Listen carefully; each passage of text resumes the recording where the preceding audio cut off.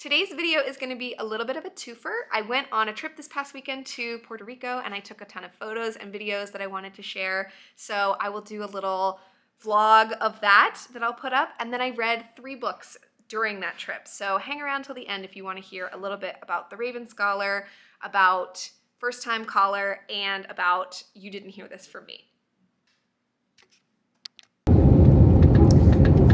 Okay, off we went. We flew out of BWI, which is the closest airport to us, and we ended up at this tiny little Airbnb in Miami for our layover. We woke up, there were roosters outside, and then we flew out of Miami to Puerto Rico. Okay, I'm not able to play his music, but you better believe that this is a Bad Bunny vacation. We were blasting Bad Bunny the entire time. We were lucky enough to be there the weekend after the Super Bowl, so it was a high patriotic weekend for the island. We got to explore Old San Juan, which is a very small area of the actual city, but we just could not believe the architecture. It is so colorful and beautiful.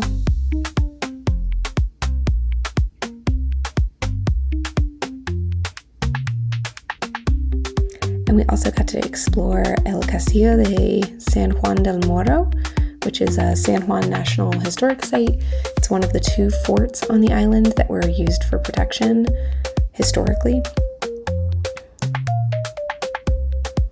And it is set back very far from the city, so you end up walking pretty far to get in.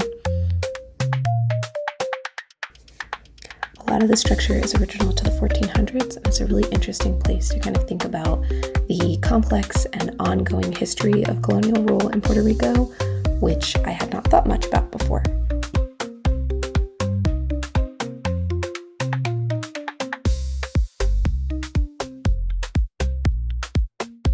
The food was amazing. We especially liked the Mallorcas, which are kind of a sweetbread, and piraguas, which is like a very, very similar to a slushie. Puerto Ricans know how to stay cool in the heat. And also all the cocktails were delicious. I feel that goes without saying. This is a Bad Bunny lyric and another example of Puerto Rican patriotism that I thought was pretty cool.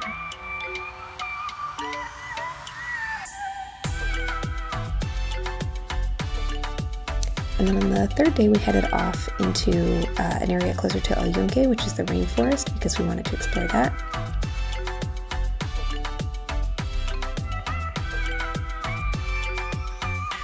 El Yunque has an interesting connection to the indigenous people of the island, and it was very cool to see the ongoing conservation efforts for that history and the ecosystem.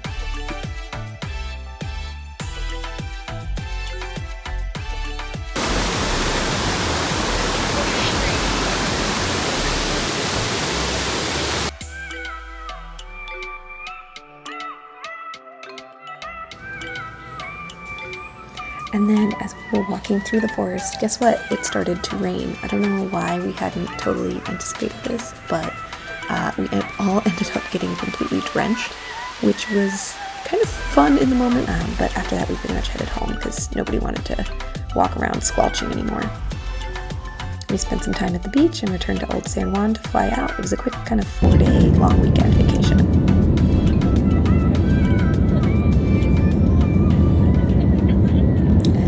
Was happy to greet us with more wet and soggy and freezing and dark conditions when we got back. Hello, I am excited to be back from Puerto Rico. It was a gorgeous vacation. We had a wonderful time.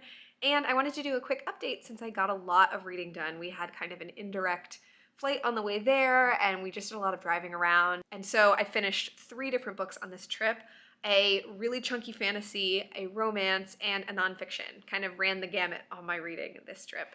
The first book that I finished and absolutely devoured was The Raven Scholar by Antonia Hodgson. Basic premise is that there are 8 disciplines that represent different gods, and every 24 years, each contingent sends their own contender to compete to become the next empire of this kingdom.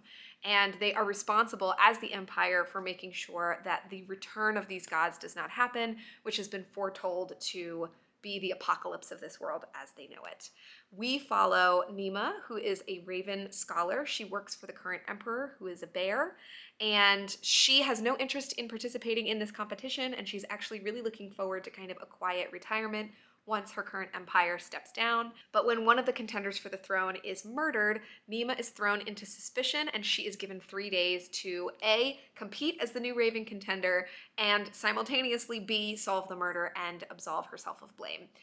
I went into this book pretty skeptical because the different animal discipline concept seemed a little juvenile to me. I don't know. I did not expect to have a fantastic time with it, but I thought it was a good chunky fantasy, and I always get insecure on trips that I'm gonna run out of reading material. So I was excited to have 600 something pages to get through. And I actually flew through them in like a day and a half. This was so interesting. The plot was so well done. It was twisty. It was compelling. There was like just a tiny bit of romance, but I enjoyed what we had.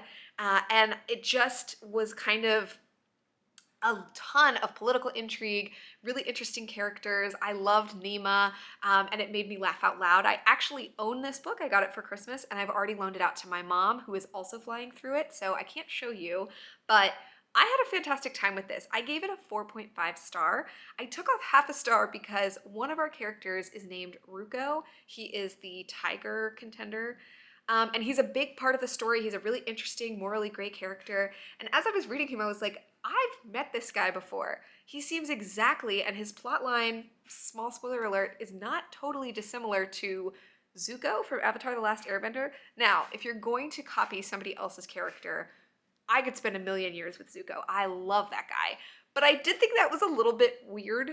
And so I kind of rolled up that observation and the fact that, like, even though it was really well executed and interesting, the initial premise, like, just didn't, still kind of strikes me as like a little bit juvenile, into just taking a little half star off. Everything else, phenomenal. I was gripped from the first page and I really, really recommend it. I can't believe it only came out last year, and I hope that Antonia Hodgson writes really fast because I want another 600 pages on my desk by tomorrow. The next book that I read was B.K. Borrison's First Time Caller, which I do have, but I'm too lazy to go and get, so I'm just gonna put it up over here. This was a solid 3-star read for me. This was, again, a book that takes place in Maryland and Baltimore, and so some of the different touch points and settings were familiar to me, which, as you know, I have kind of a soft spot for. We follow Lucy and, what's his face? It's telling that I can't remember his name, actually. Let's see. Aiden. Lucy and Aiden. Aiden runs a romance hotline. Lucy is a single mom who has no interest in romance, or at least has been telling herself that, and her 12-year-old daughter calls into Aiden for help finding her mom a boyfriend. And Lucy ends up giving kind of this impassioned speech about what she's looking for in love that really strikes a chord with Aiden's audience. He invites her on to help him out with the show and to sort of matchmake for her with people calling in, and we kind of go from there. I gotta be honest, Lucy was great. I thought she was really funny. She lived this really full and robust life. Aiden had like one friend and some parents that he wasn't really in touch with. He had this very kind of dark backstory that I felt didn't fully justify the reservations and obstacles that he was sort of throwing up in their path. However, I did appreciate that B.K. Borrison found ways to avoid a common pitfall in romance for me, which is leaping to conclusions and getting your feelings hurt without asking. I mean, Lucy had several moments where she considered jumping to the worst possible conclusion and then literally had the thought, I'll just ask him. Or, he's not giving me a reason to mistrust him, I'm not gonna. And I appreciated that a lot. I felt in danger of falling into that trap a few times, and I appreciated that we avoided it. I thought it was really cute. I had a good time. It didn't blow my mind. And like I said, Aiden felt a little one-dimensional for me. I feel like it's hard to write a 3-dimensional, super compelling man. But when you do, it's Zuko from Avatar: The Last Airbender, and he shows back up in exact form in a different book. So, fair enough. The last book I read was You Didn't Hear This From Me, Mostly True Notes on Gossip. I read this on my Kindle. It was available through Libby. And this is by Kelsey McKinney, who, if you have not listened to her Normal Gossip podcast and you are a yapper, I can't recommend it enough. It was so fun. Start with the first original episode. She came out with this during the pandemic, and the premise is genius. She just has people write in with crazy stories that they've heard or a friend of a friend of a friend told them, and she anonymizes them, and then we just get to like really soak in the story and hear the juicy gossip.